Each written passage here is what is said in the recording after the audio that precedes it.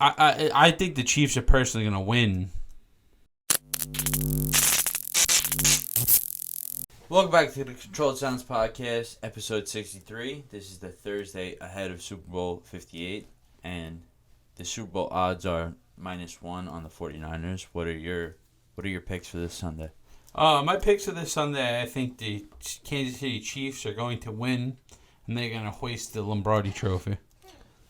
The over-under on the game is 47.5. You think it'll be over or under? That's tough. 47.5 is a lot of points. 47 is a lot of points. So that's like a 20-27 game. Like, for it to go over, it's got to be 23 or like 21, 27, something like that. So yeah. It's like, it's got to be a high-scoring game. I don't know if it'll be that high-scoring. I think it will be. You think so? I don't know. The defenses are really good. They're very good defenses. Yeah, they do both have really good defenses, but I do think both offenses are going to show up on Super Bowl Sunday. Yeah, they said the over-under for like the whole thing, like if you look at the spreads throughout the past years, it's 28-28. So it's been dead even. Wow. For the past 56 seasons. Yeah. 57 seasons. Yeah, so it's been dead even for the past. So whatever it is. Usher is performing at the Super Bowl halftime for this year to promote his new album, Coming Home, and it has 20 tracks featuring 8 artists, which include 21 Savage, Summer Walker, Her, and more.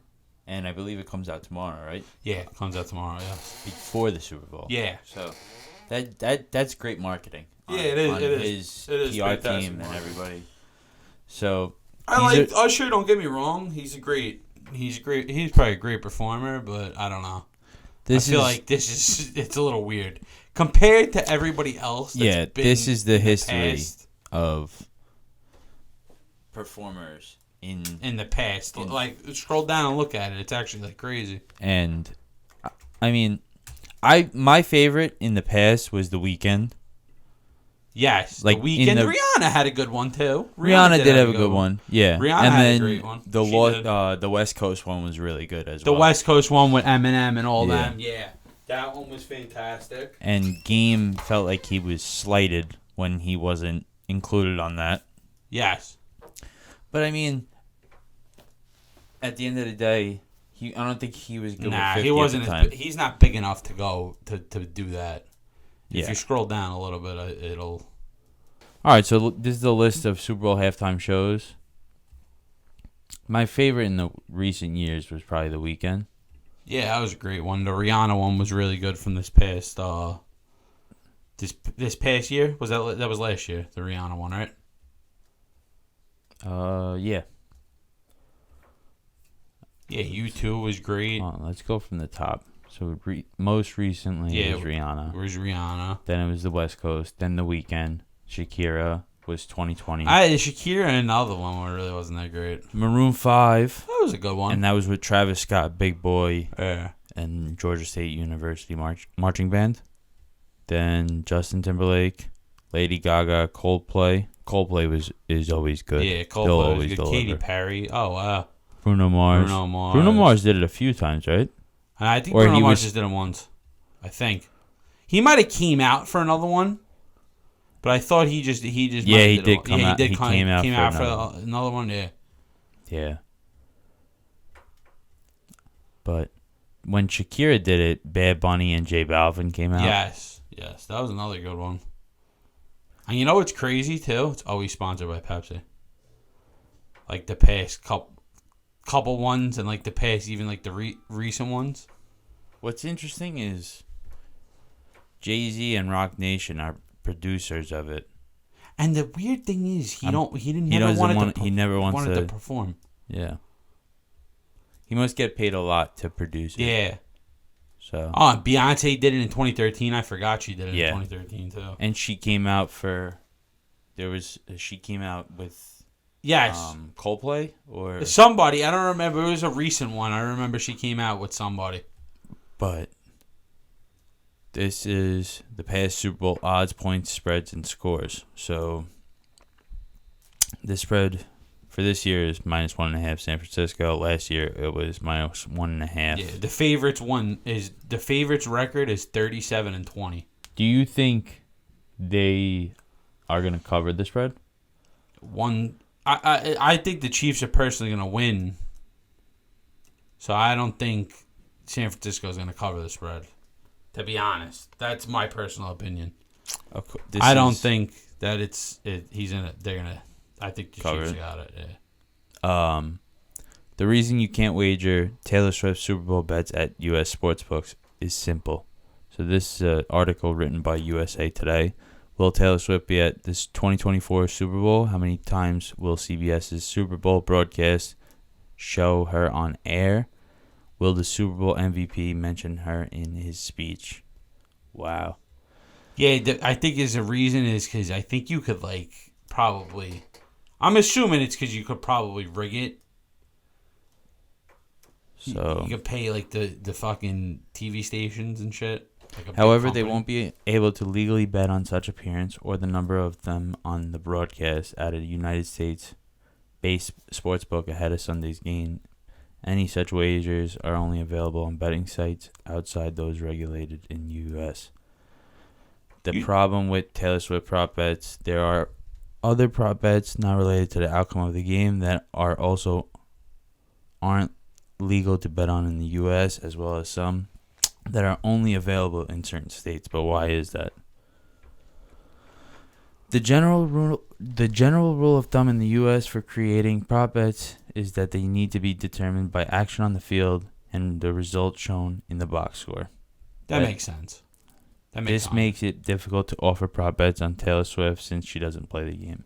Okay, so it has to be relative to the game. Yeah, it makes sense. But that's also interesting because can't you actually bet on how long the national anthem is? Yeah, but I don't think you can bet on how long the national anthem is in the United States. I think it's you have to do an offshore betting. I don't think it's a thing where you could do it on. So it all has to do with actually being part of the game. Yeah, that's what it is. It has to be all doing a part of the game. So this is the rise in the cost of a Super Bowl commercial. Since the first Super Bowl, ad prices have increased 16,371%. NBC generated $578 million in in-game revenue in 2022. I gotta ask you a question. You think if you have an ad in the Super Bowl, do you think that will correlate with your stock price rising? Well, we could obviously see. Let's look at what Coca-Cola. No, I was just saying in your personal opinion. I wasn't saying. I think it depends. So Coca-Cola is $59.83 at the time of recording this, and then let's do PepsiCo because those are the main two. Yeah, those are the ones that'll definitely have. Yeah. And then we could look up Budweiser and stuff like that.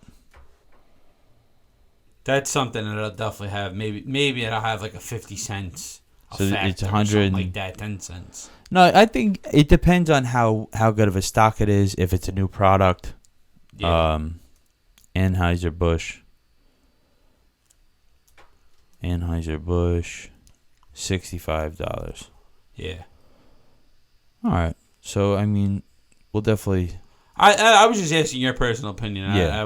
I wasn't asking look. I just wanted to see relative because next time we film, we'll look up those three stocks and see how well they've done since the Super Bowl. And I don't know if there's a direct correlation, but you are pushing your product or service in front of America's biggest platform for the year. Yeah. I'm sure it's the number one. I know the average. I looked it up. The average viewership for the Super Bowl is 113 million.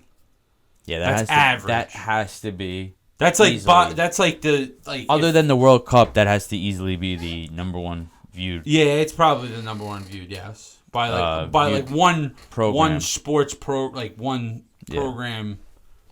at one time. Yeah, at one time, yes. And the only reason the World Cup is because everybody's watching. Yeah, and then I know an ad costs 30 seconds because I looked this up too. 30 seconds costs $7 million. $7 million. And it's up from I think 2 years ago when it cost $5.5 or $6 million. So it's gone up. I was looking at it. It's gone up almost 50% in 2 years. I think it's $1 million a year since Wow. like 2013 or like 20 whatever it was. Wow. I think it was like 2015, something like that. And the Grammy goes to This one was scientists and engineers, Killer Mike. so Killer Mike beat out Travis Scott, Drake.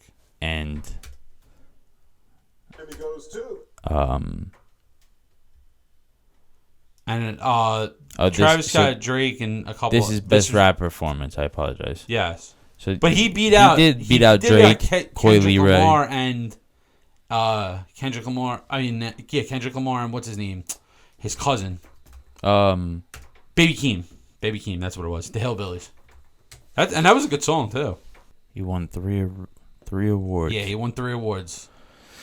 That's he won amazing. Best Rap Album. I think Best Rap Song. So he beat King's Disease. Metro Boomin's Heroes and Villains. Her Loss, and Utopia. To be honest, probably Utopia should have won. But he's been around since the 90s. Yeah, he's been. So, He first appeared on. I looked it up. Outkast. Very first album. Yeah, but then this is very ironic that after his Grammys, I think that was a publicity stunt. To be honest. and I think everybody was it was more of the shock that he beat. Yeah, he beat out Travis, Metro, and Drake. He beat out big people, bro.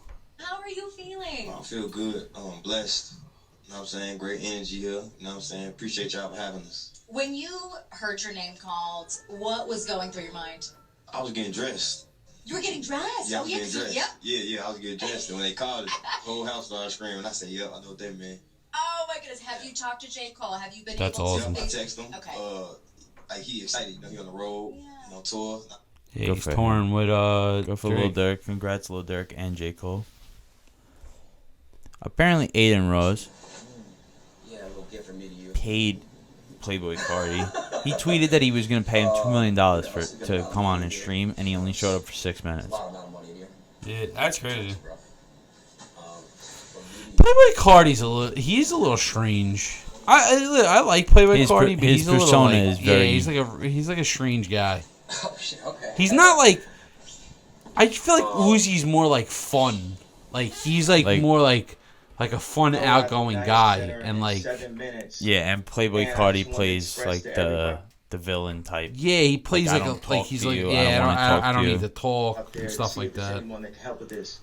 It's the only arena that I had access to in the past year, and when I call, people say there's no avails for me, and you know why that is. So if there's anybody out there that can help with this, please. He's trying to get arenas to fill to do